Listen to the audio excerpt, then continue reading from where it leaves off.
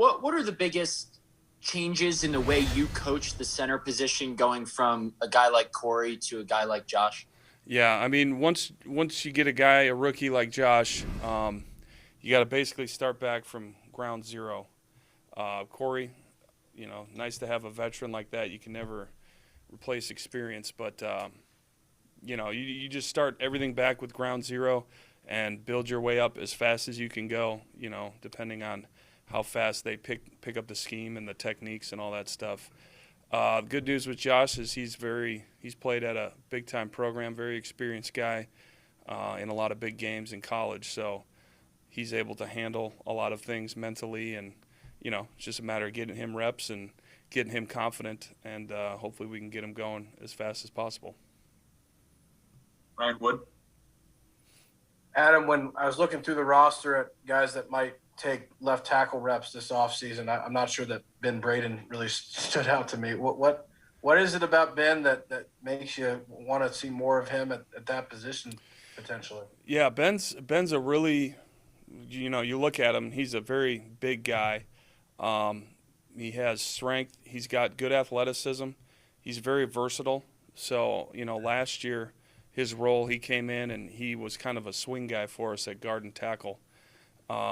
So now it's just a matter of him being around this off season, learning the system from installation on forward, and I'm actually really excited about Ben to see what's going to happen with him, because I think he gets a whole off season under his belt, a couple preseason games. I think he's going to really compete for a starting job at guard or tackle. Olivia Reiner. Hey, Adam, as you go through the process of testing different players at left tackle, right tackle, how do you, especially this early and as you continue into training camp, how do you kind of just get a sense of who works best where and what unit works together best out of all your different combinations as you approach the season potentially without David Bakhtiari?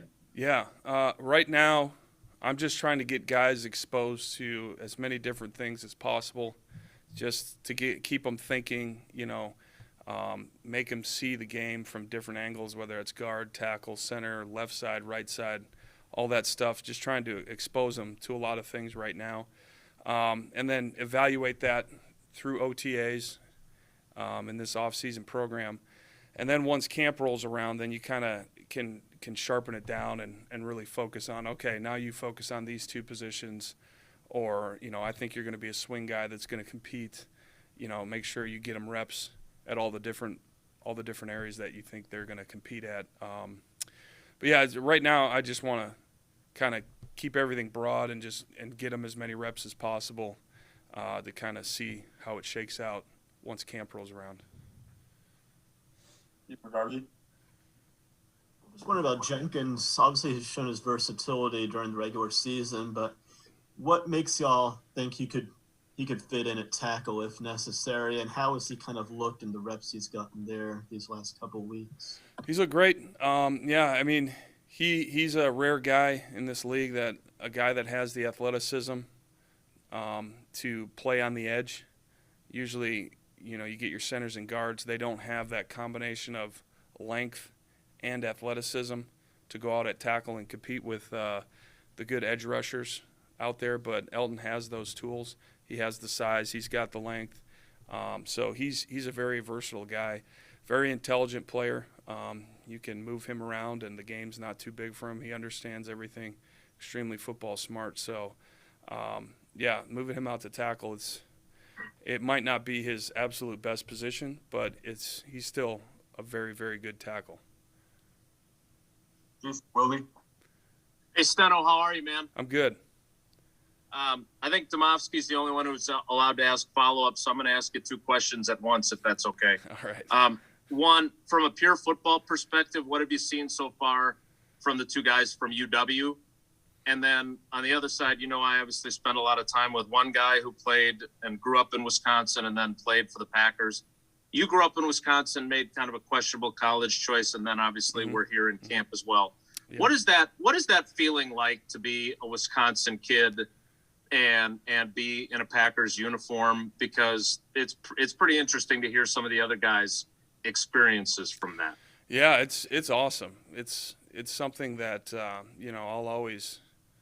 I won't take for granted, because growing up in Marshfield and then being a Packer fan my entire life, coming to games every once in a while as a kid, that's just one thing you dream about. I remember as a kid, always pretending I was a Packer player, and being able to wear that G, go out on the field and represent the Packers is something that is really special.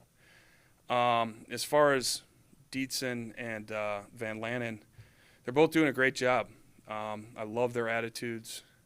They're very versatile guys. I've moved them around a little bit. They're able to play and handle it, and you can tell they've been coached well at the University of Wisconsin. So it's always nice to get guys that are, technically sound and things like that. So yeah, they've done a great job so far. Next, Crawford. Hey, Adam, seeing Dave off to the side doing his rehab and stuff yesterday was pretty impressive, given how late in the season he had his injury. I'm wondering if you've had any conversations with him just about how he feels, about how he's doing, and just your thoughts on where he's at. I know Dave, just talking to him throughout the offseason, he's doing everything in his power to get back as soon as possible. For me, NFL season's an extremely long season, so the worst thing you can do is rush a guy back and bring him back too soon where he's not playing at a high level or he, hurts himself or anything like that. So I think Dave's got a good plan with Flea and our trainers and all that. And for me, it's just I'm not really expecting him back at a certain date or anything like that. I know he's going to be back as soon as he can be. Watching him work out and do all the stuff that he's doing is pretty impressive for a guy, just like you said, who's only had surgery 5 months ago or whatever it is. So, yeah, it's just kind of be patient with it and, let's get him back as soon as we can. We got time for two more. Rob Domofsky. Hey, Steno, since Wildy A took a shot at me for asking a two-part question and B rambled on forever in his question, I'll keep it brief. I wanted to ask about Van Lanen from this standpoint. What would it have been like for you if the Packers were in Marshfield, Wisconsin instead of Green Bay?